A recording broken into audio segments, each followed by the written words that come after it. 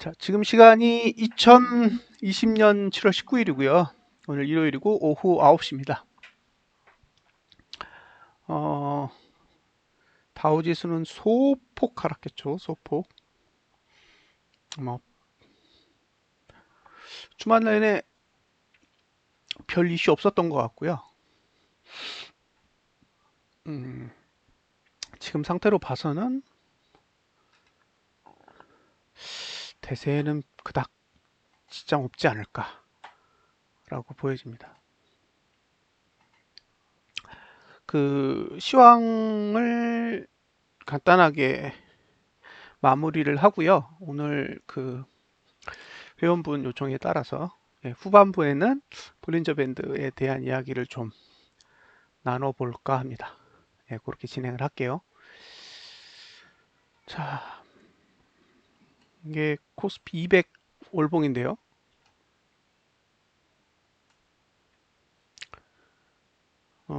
더 확대해서 보는 게 낫겠죠.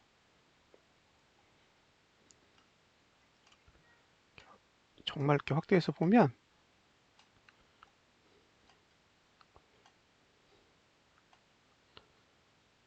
이렇게 보면 좀 잘 보일 것 같아요. 예, 안녕하세요. 자, 우선 예, 지난달 고가를 아직 넘지는 못했어요. 1번. 지난달 고가를 아직 넘지 못했다. 그 다음에 2번. 저항을 닿았다가 살짝 밀렸다. 3번. 그죠? 수급선. 이격 볼린저 밴드 20 상단선을 넘어간 상태다. 그러니까 지금 월봉으로 보면 매도를 해야 될 자리에 있는 거죠. 월봉이 지금 있는 자리 자체는 매도에 조금 더 유리한 자리예요. 예. 그럼 여기서 이제 매도를 해야 되는데 매도를 하려면 기본적으로 개인 매수 플러스 기관 외국인 매도가 필요해요. 그게 하락의 조건입니다. 대부분 하락할 때 개인이 매수를 하고 기관과 외국인이 매도를 해야 돼요. 그러니까 이제 호재라는 게 이게 개인에게 딱 끌리는 호재가 있어야 되거든요. 기관이나 외국인에게 호재가 터지면 외국인과 기관이 사기 때문에 안 빠지거든요. 네, 근데 반대로 이게 개인에게 호재가 되면 개인이 사잖아요. 그럼 외국인과 기관이 냅다 팔면서 이제 그렇게 되면 빠지는 거죠. 어,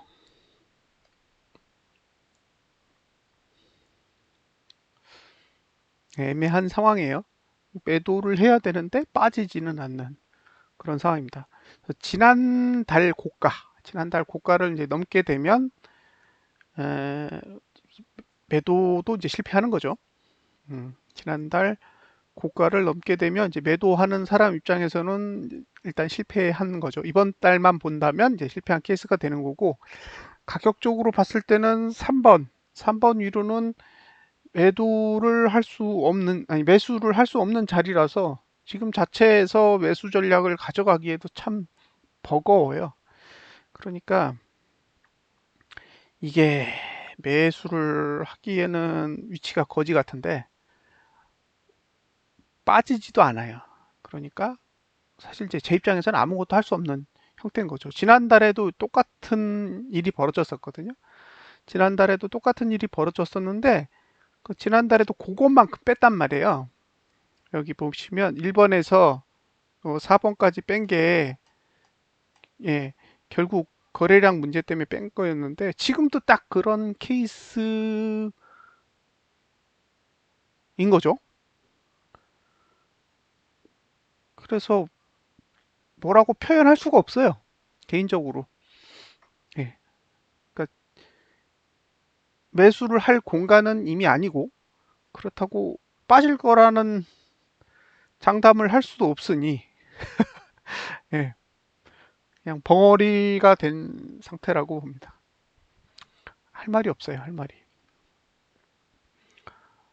어, 저점과 고점을 높이면 상승이 되고 예, 고점을 낮추면 하락이 돼요.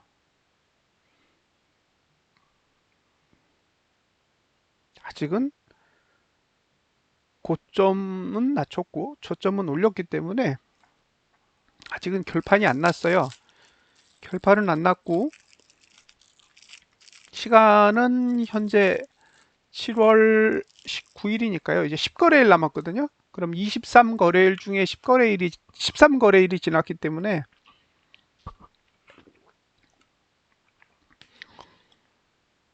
이게 중반이란 얘기죠. 지금 상태가 중반. 그래서 뭐 판단을 내릴 수는 없을 것 같아요. 지금 상태에서 이건 무조건 올라 아니면 무조건 내려라는 얘기를 하기가 쉽지 않아 보이고요. 지금 2번이 상단선인데 지난달만큼 상단선의 각도가 강한 상태가 아니기 때문에 참 애매한 거죠. 그래서 지금 상태는 그냥 다 전반적으로 애매해 보인다고 봐요. 자, 이제 주봉으로 넘어갑니다. 지난주에 딱 저항에서 끝났어요. 놀랍게도 거의 오차가 없어요. 그대로 T5 저항선에서 끝났는데요. 예, 여기서 이렇게 정확하게 딱 끝났어요. 1번. 근데 하단선은 안 쓰고 이제 상단선만 쓰는 그런 방식으로 움직이고 있어서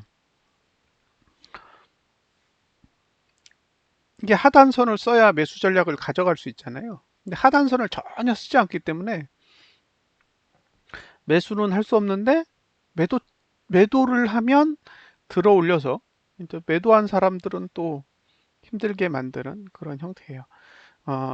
지난주에 이제 다음 주를 이제 한번 봐야죠. 다음 주를 봐야 되는데 계속 얘기했던 게 지난주, 그러니까 이번 주죠.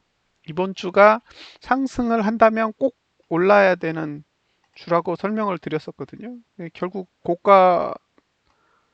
고가랑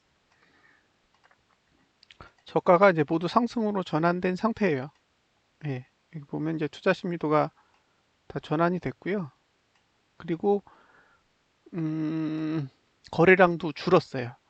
그래서 고가 올라가고 저가 올라가고 거래량이 줄었기 때문에 이런 주봉의 형태로만 보면 이건 이제 상승하려고 만든 봉이라고 보여져요. 예, 지금 1번에 지지가 생겼고 2번에 저항이 생겼는데 2번의 높이가 이번 주 고가랑 거의 비슷해서 이번 주 고가를 지킬까? 잘 모르겠어요. 예. 이걸 지킬 겁니다라는 말은 못 하겠어요. 지금은 어쨌든 주봉은 위로 가려고 그려놓은 거라서 개파락을 한다든가 아니면 이제 외국인이랑 기관이 엄청나게 퍼버서 매도를 한다든가 그렇지 않으면 어쨌든 이번 주 고가를 다시 한번 도전할 가능성은 있어 보여요. 고가를 넘지 못하면 끝이에요. 예, 고가를 넘지 못하면 일단 고투는 이제 5주간이에요. 5주. 5주간이니까 예, 이번 주 고가를 못 넘으면 이제 하락으로 전환이 되겠지만 어쨌든 상승할 거면 계속 고가를 넘어가는 형태를 그릴 거예요. 그래서 만약에 이번 주 고가를 넘어가면 이제 지난달 고가까지 이제 도전해 보겠죠. 어쨌든 하락에 유리한 상태는 아니다라고 보여져요. 지금 그려놓은 걸로는 예, 안 떨어지게끔 어쨌든 철벽 방어를 하고 있습니다. 거래 내역을 보면 최근에는 이제 외국인이 현물도 일부나마 이제 매수를 하면서 어쨌든 거의 현물 매도를 좀 주춤하고 있는 상태예요. 제가 카페에 정리해 놓은 걸 보면 얼마더라? 7월 달에 한 1조 8천억 정도 개인이 매수를 한 것 같아요. 7월 달에만. 더 했나? 근데 이제 최근 시간에는 어쨌든 이제 샀다 팔았다 하면서 예, 그 매도가 심하지 않은 걸로 알고 있어요. 그리고 선물도 거의 거래가 없어요. 샀다 팔았다 그것만 해요, 실제로. 그래서 최근의 흐름을 보면 선물도 현물도 매수도 안 강하고 매도도 안 강한 이렇게 약간 답보 상태. 그리고 콜이나 풋도 이렇게 확실하게 배팅하는 게 아니라 그냥 계속 시간만 허비하는 방식으로 가고 있습니다. 그래서 전반적으로 지수는 상승을 하고 있는데 구체적으로 어떤 의미인지는 잘 모르겠어요. 왜냐하면 돈이 전혀 안 돌아요. 단기적인 거래는 엄청나게 해야 되는데 막 5천억 샀다가 3천억 팔고 뭐 이런 행동들은 꽤 많이 하는데 정작 이제 남아있는 돈을 가지고 보면 그렇게 막 엄청난 거래가 한 것처럼 느껴지지는 않는 거죠. 어쨌든 주봉은 상승하려고 만들어 놓은 봉처럼 보여요. 예, 상승한다가 아니라 상승에 조금 더 유리하게 만들어져 있어요. 근데 이제 왜 이런 식으로 표현을 하냐면 월봉은 288.9인가? 거기서부터 매도거든요. 288.9. 그러면 지금 291.57이잖아요. 그러니까 이게 월봉으로 보면 지금이 매도 가격 위에 있는 거예요. 월봉으로만 따져보면 지금 위치 자체가 매도 영역 안에 있기 때문에 이게 주봉만 보고 해석하라 그러면 아, 이거 매수해도 돼요라고 얘기할 수도 있어요. 주봉만 본다면. 근데 이게 월봉이랑 섞여 있잖아요. 그렇다 보니까 주봉만 보면 어쨌든 하락하지 않도록 관리를 하고 있다라고 표현을 하는 거죠. 하락하지 않는다가 아니라 하락할 수도 있는 거죠. 왜냐하면 누르면 떨어질 테니까. 그래서 만약 매수를 한다 그러면 이번 주 저가가 깨지지 않는 범위 내에서 아마 하셔야 될 것 같고요. 매수의 가격은 1번 아래 정도면 가능해 보여요. 지난 선물 6월물이죠. 6월물 같은 경우에는 3월물이 끝나고 나서 외국인이 엄청나게 매수를 했었어요. 선물을 실제로. 예. 근데 지금은 그렇진 않아요. 예. 지난 월물과 같이 거의 엄청난 자금의 선물 매수가 들어온 상태도 아니고요. 지금 283 정도 돼요. 283 정도. 지금 선물 평균 단가가. 그러니까 한 8포인트 정도니까 네, 이제 그 정도 수익인 거예요. 선물. 그러니까 예를 들면 외국인이 내려가고 싶다고 하면 얼마든지 선물을 팔아도 익절이 될 수 있는 상황이라는 것만 좀 감안하고 보시고요. 어, 주봉은 계속 가고 싶어 하는 눈치로 보이고, 만약에 매도를 하고 싶다 그러면 이번 주에 고가가 넘지 않는 선에서는 매도가 가능하고, 만약에 이번 주 고가가 넘어가면 조금 매도한 것에 대한 그 방어하는 그런 전략이 추가적으로 필요할 수도 있습니다. 일봉만 보면 고투, 저투가 다 하락 중이에요. 언제까지냐? 화요일까지. 그러면 보통 이제 이 상태에서 상승을 한다 그러면 어떤 식으로 해석을 해야 되냐면 화요일에 양봉 뜨고 수요일에 갭상승 해야 되거든요. 예, 이 구조면 예, 그렇게 보여요.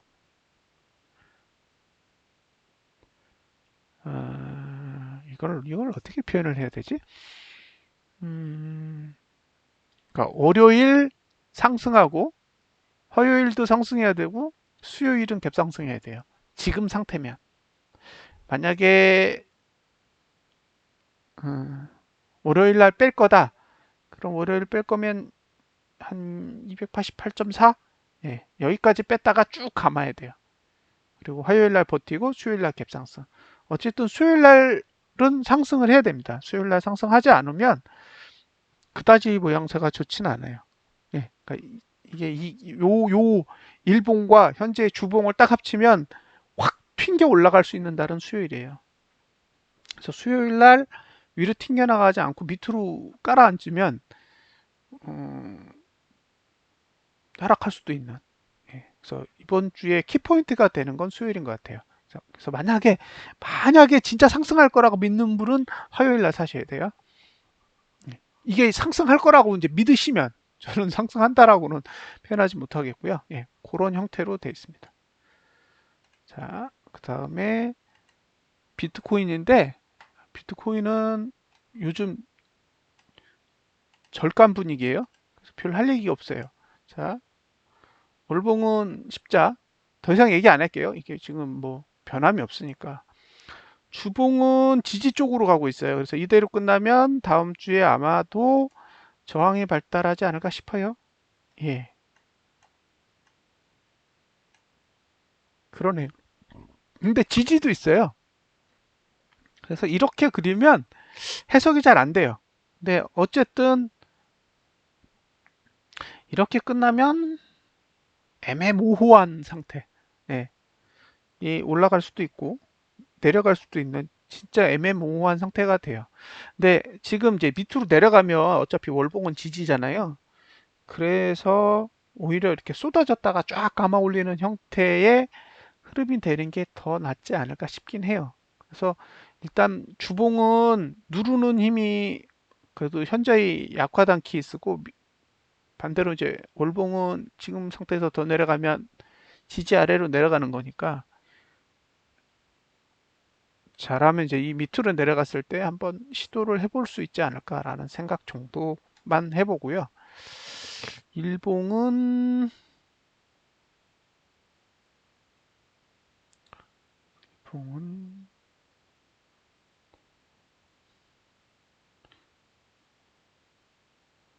이게 양봉 하나만 뜨면 추세가 바뀌는데 기다려 봐야 될 것 같아요. 그러니까 이제 조금 더 내려가면 이제 월봉 지지 아래 내려갈 거고 주봉도 어쨌든 지지가 좀 있는 상태니까 일봉에서 양봉을 만든 뒤에 한번 고민해 보시면 좋을 것 같습니다. 계속 뭐 움직임이 없어요. 그래서 뭐 특별하게 이야기할 거는 없는 것 같습니다. 지금 리플 얼마나 하나요? 많이 올라왔네요. 235원이면. 자, 이렇게 해서 시황은 마무리를 좀 짓고요.